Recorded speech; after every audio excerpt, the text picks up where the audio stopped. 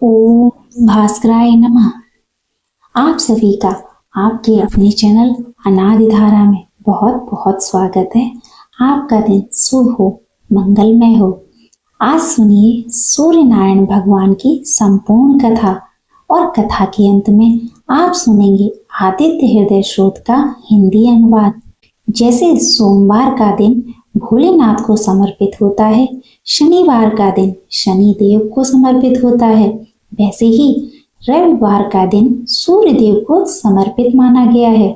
ज्योतिष शास्त्र के अनुसार सूर्य देव को 9 ग्रहों में राजा माना गया है। इसलिए सूर्य देव की पूजा के साथ साथ रविवार के दिन इस कथा को सभी को जरूर सुनना चाहिए। प्राचीन काल के अनुसार एक बार एक नगर में एक वृद्धा रहा करती थी। वह रविवार को नियम से घर आंगन को गोबर से लीपकर फिर भोजन तैयार करती थी और फिर सूर्य देव को भोग लगाने के बाद ही खुद भोजन किया करती थी। ऐसा व्रत करने से उनका घर धन धान्य से भरा रहता था। हरि की कृपा से घर में किसी प्रकार का कोई भी दुख नहीं होता था। घर में सब कुछ आनंद मंगल था। इसी तरह कुछ दिन बीत जाने पर वह पड़ोसन जिसकी गाय का गोबर वह वृद्धा लाया करती थी, वह विचार करने लगी कि बूढ़ी माई हमेशा मेरी गाय का गोबर ले जाती है। यह सोचकर एक दिन उसने अपनी गाय को घर के अंदर बांध दिया। फिर तो वह हर दिन ही अपनी गाय को घर के भीतर बांधना शुरू करने लगी। इधर गोबर न मिलने पर बूढ़ी माई रविवार के दिन अपने घर को लीप नहीं पाई। इसलिए न उन्होंने भोजन बनाया, न भगवान को भोग लगाया और न ही खुद भोजन किया। इस तरह उन्होंने निराहार व्रत किया। सुबह से शाम से रात हो गई और बूढ़ी माई भूखी ही सो गई। फिर रात में भगवान ने उन्हें स्वप्न में दर्शन दिए और भोजन न बनाने और भोग न लगाने का कारण पूछा। तब बूढ़ी माई ने सूर्य देव को बताया कि गोबर न मिलने के कारण आज वह भोजन नहीं बना सकी। तब भगवान भास्कर ने कहा कि माता, हम तुमको ऐसी गाय देंगे जिससे सभी इच्छाएं पूर्ण हो जाएंगी, क्योंकि तुम हमेशा रविवार को गोबर से लीप कर फिर भोजन बनाती हो, भोग लगाकर ही खुद भोजन करती हो। इसलिए मैं आपसे प्रसन्न होकर आपको वरदान देता हूँ। तब सपने में भगवान का यह वरदान पाकर जब बूढ़ी माई की आंख खुली तो देखा कि आंगन में तो एक बहुत सुंदर गाय और बछड़ा बंधे हुए हैं। गाय और बछड़े को देखकर वह खुश हो गई और घर के बाहर बांधकर उन्हें खाने को चारा डाल दिया। इधर जब पड़ोसन ने बूढ़ी माई के घर के बाहर बहुत सुंदर गाय और बछड़े को देखा तो ईर्ष्या से प्रेरित होकर उसका हृदय जल उठा। और जब उसने देखा कि गाय ने तो सोने का गोबर दिया है, तो वह गाय का सोने का गोबर उठा कर ले गई और अपनी गाय के साधारण गोबर को उसकी जगह रख दिया। वह रोजाना ऐसा ही करती रही और इधर सीधी सादी बूढ़ी माई को कानों कान इसकी खबर तक नहीं होने दी। एक दिन सर्वव्यापी ईश्वर ने सोचा कि चालाक पड़ोसन की वजह से वृद्धा ठगी जा रही है। तब एक शाम उन्होंने अपनी माया से बड़े जोर की आंधी ला दी। आंधी के डर से वृद्धा ने अपनी गाय को घर के भीतर बांध दिया। जब गाय ने गोबर दिया तो वह हैरान रह गई। फिर तो वह रोजाना अपनी गाय को घर के भीतर ही बांधने लगी। उधर पड़ोसन ने देखा कि गौ घर के अंदर बंधने लगी है और वह सोने का गोबर उठाने में कामयाब नहीं हो पा रही है। तो कुछ उपाय न देखकर एक दिन पड़ोसन ने राजा के महल में जाकर सारी बात बता दी। पड़ोसन ने राजा से कहा, महाराज, मेरे पड़ोस में एक वृद्धा के पास ऐसी गाय है जो आप जैसे राजाओं के ही योग्य है और वह गाय रोजाना सोने का गोबर देती है। आप सोने से प्रजा का पालन कीजिए। वृद्धा भला उस सोने का क्या करेगी? राजा ने यह बात सुनी तो सुनकर अपने दूतों को वृद्धा के घर जाकर गाय लाने की आज्ञा दी। वृद्धा सुबह सुबह ईश्वर को भोग लगाकर भोजन ग्रहण करने ही जा रही थी, तभी राजा के सेवक गाय खोलकर ले गए। यह देखकर वह बहुत रोई चिल्लाई, लेकिन कर्मचारियों ने एक न सुनी। उस दिन फिर वृद्धा गाय के वियोग में भोजन न कर पाई और रात भर रो रो कर भगवान से गाय को पुनः पाने की प्रार्थना करती रही। वहीं दूसरी ओर राजा गाय को देखकर बहुत प्रसन्न हुआ और सुबह जैसे ही उठा तो सारा महल गोबर से भरा दिखाई दिया। राजा यह देखकर घबरा गया। भगवान ने रात में राजा को स्वप्न में कहा, हे राजा, गाय वृद्धा को लौटा देने में ही तुम्हारी भलाई है। रविवार के व्रत से प्रसन्न होकर मैंने उस वृद्धा को यह गाय दी थी। सुबह होते ही राजा ने वृद्धा को बुलाकर बहुत सारा धन देकर सम्मान सहित गाय और बछड़ा उसे वापस कर दिया। इसके साथ ही पड़ोसन को बुलाकर उचित दंड भी दिया। ऐसा करने से राजा के महल की गंदगी दूर हो गई और उस दिन राजा ने नगर वासियों को आदेश दिया कि अपनी समस्त कामनाओं की पूर्ति के लिए वे सभी रविवार का व्रत रखा करें। और जब राजा ने रविवार व्रत का पालन करके कथा का श्रवण किया तो उन सभी के घर में सुख समृद्धि धन के भंडार भर गए। ऐसी है रविवार व्रत की महिमा। बोलिए सूर्य नारायण भगवान की जय। श्री आदित्य हृदय स्रोत हिंदी अनुवाद।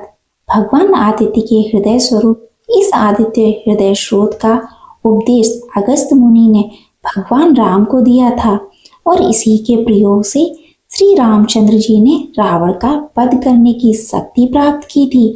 इस स्रोत के नित्य 3 बार पाठ करने से शत्रु बाधा शांत हो जाती है, पितृदोष निवारण होता है, सूर्य नारायण की पूर्ण कृपा प्राप्त होती है, आरोग्य मिलता है, आत्मविश्वास में वृद्धि होती है, कोर्ट कचहरी क्षेत्र में विजय प्राप्त होती है, सरकारी नौकरी या सरकारी कामों में फायदा होता है, अटके हुए सभी काम पूरे हो जाते हैं। श्री रामचंद्र भगवान युद्ध से थककर चिंता करते हुए रणभूमि में खड़े हुए थे। इतने में रावण भी युद्ध के लिए उनके सामने आकर खड़ा हो गया।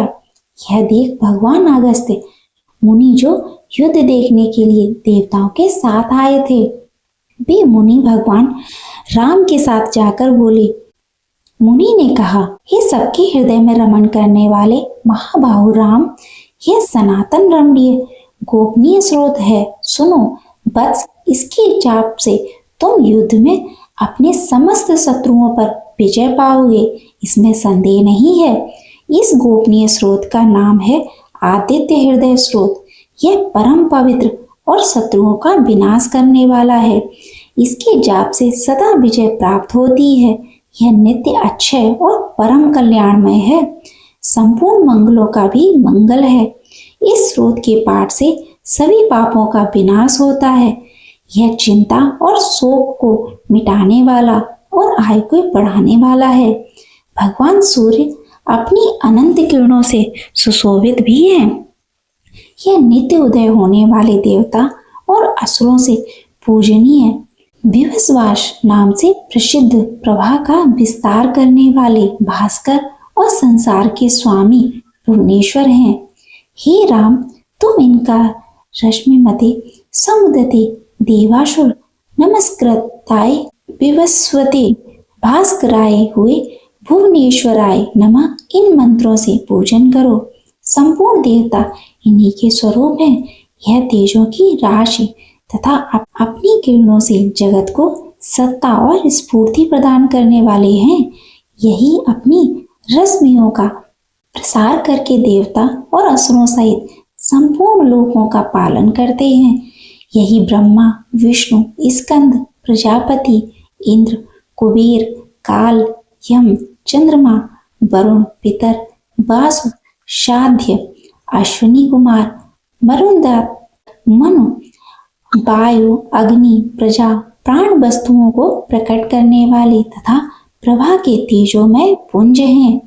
इन्हीं के नाम आदित्य, आदित्य पुत्र, सविता, जगोत्पत्ति करने वाले, खग, आकाश में विचरण करने वाले, पुषा, पुष्टिदायक, गविस्तिमान, प्रकाशमान, स्वर्ण सदृश भानु प्रकाशक हिरण्य रेता ब्रह्मांड उत्पन्न करने वाले दिवाकर, अंधकार को दूर कर उजाला देने वाले, हर दिशा हरे रंग के घोड़े वाले, सहस्त्रा रची हजारों किरणों से सुशोभित सप्त सप्त 7 घोड़ों वाले, मारीचमान किरणों से सुशोभित तिमिरोन्मत्त अंधकार का नाश करने वाले, शंभु कल्याणकारक दुष्ट जगत का संहार करने वाले, मार्तंग जीवन प्रदान करने वाले, आयुष्मान किरण ग्रहण करने वाले, हिरण्य गर्भ ब्रह्मा जी शिशिर सुख देने वाले, तपन उष्णता पैदा करने वाले,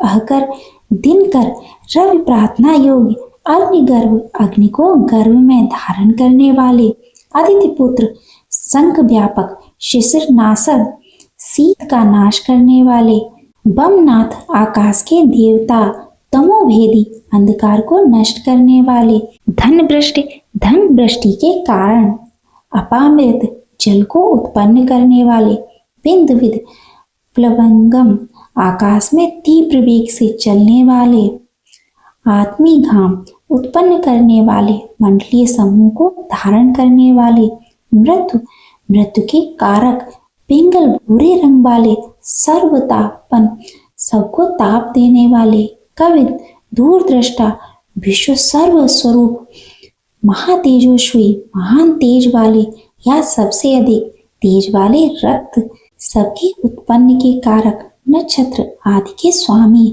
विश्व भावन जगत की रक्षा करने वाले, द्वादशात्मा 12 स्वरूपों से युक्त यह महातेजस्वी नामों से सूर्यदेव प्रसिद्ध हैं। आपको नमस्कार है।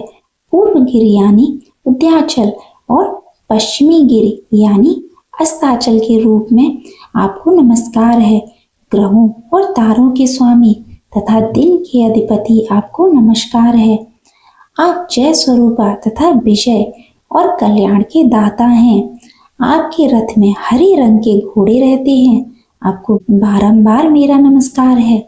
सहस्त्रों किरणों से सुशोभित भगवान सूर्य आपको नमस्कार है। आप अदिति बुध आदित्य को नमस्कार है। उग्रवीर और सारंग सूर्यदेव आपको नमस्कार है। कमलों को अपना तेज देकर विकसित करने वाले मार्तंड आपको नमस्कार है। आप ब्रह्मा विष्णु और शिव के स्वामी हैं। परात्पर रूप में सूर्य आपकी संज्ञा है। यह पूरा सूर्यमंडल आपका स्वरूप है। आपको स्वाहा कर देने वाले अग्नि भी आपका ही रूप है। आप रौद्र रूप धारण करने वाले हैं। आपको नमस्कार है। अज्ञान और अंधकार के आप नाशक हो। जड़ता और शीतलता के कारक हो। शत्रु का विनाश करने वाले आप हो। आपका स्वरूप अप्रमेय है। आप कृतज्ञों का नाश करने वाले हो। आप देव स्वरूप जो आपको नमस्कार है। आप तपाए हुए सोने की तरह हो। आप हरि और विश्वकर्मा हो। तम के नाशक प्रकाश स्वरूप जगत के साक्षी हो। आपको नमस्कार है। सूर्य ही संपूर्ण भूतों का संहार करने वाले हैं, पालन करने वाले हैं। सूर्य अपनी गर्मी से अपनी किरणों द्वारा वर्षा करते हैं।